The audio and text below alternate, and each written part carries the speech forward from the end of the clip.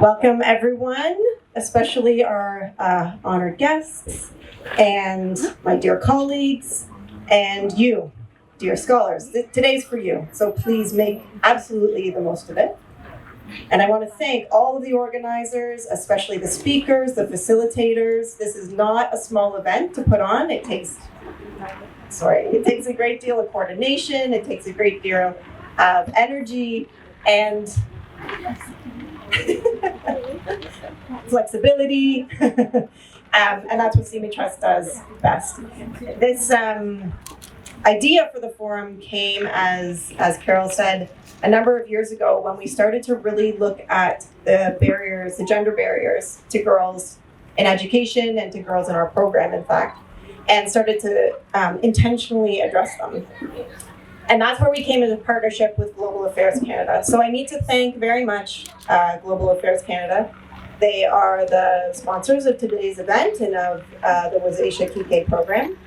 And there's a few things as a Canadian I feel I can be proud of. So our federal cabinet, the Prime Minister's cabinet, is 50-50 women and girls.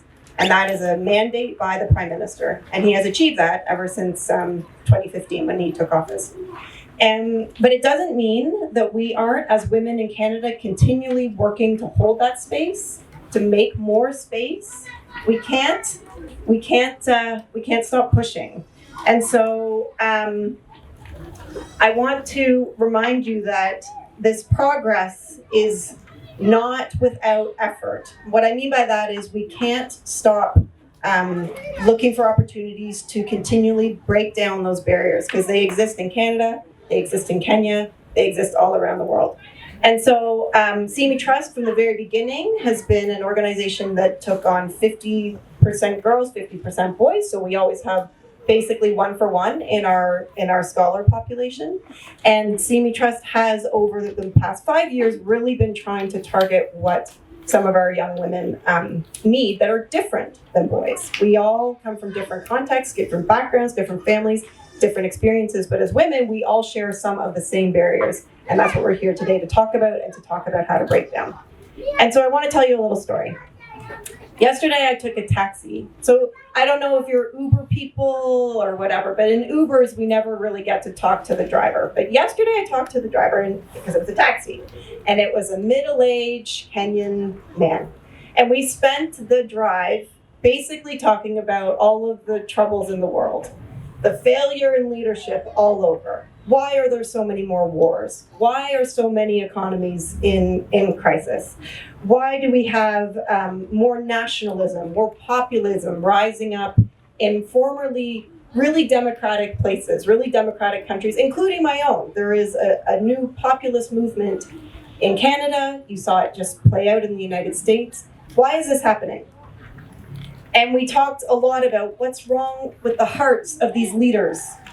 What's wrong with their hearts? Why don't they care about fairness? Why don't they care about their population and spreading wealth? And then I said to him, so maybe the women should take a turn being in charge. Maybe it's our time. Maybe that will make some of the difference. And what do you think he did? He laughed. He laughed really hard. And we need to remember those stories. Remember that laughter should not be acceptable. That laughter should not be any man or any woman's first instinct at thinking about women leading these organizations, leading these governments, leading the change. And so that is what we are here to talk about today. How can you laugh when you've just finished talking about what's wrong with the hearts of these men at the idea of it being replaced by a woman in charge? And so I want you to really use today to learn as much as you can from all of the amazing leaders that are here in this room, because it is happening. We do have women in charge. We do have women in leadership roles, and we just need to amplify and accelerate and expand on that. And that is your call to action today, as Esther put it. So I'll just leave you with this last moment. Always dream big. I hear lots of great dreams coming around these tables. Lots of girls interested in engineering, lots of girls interested in STEM, lots of girls interested in pushing into new spaces. So never, ever, ever put yourself at the back of the room. Sit at the head of the table. You have every right to be there. Thank you.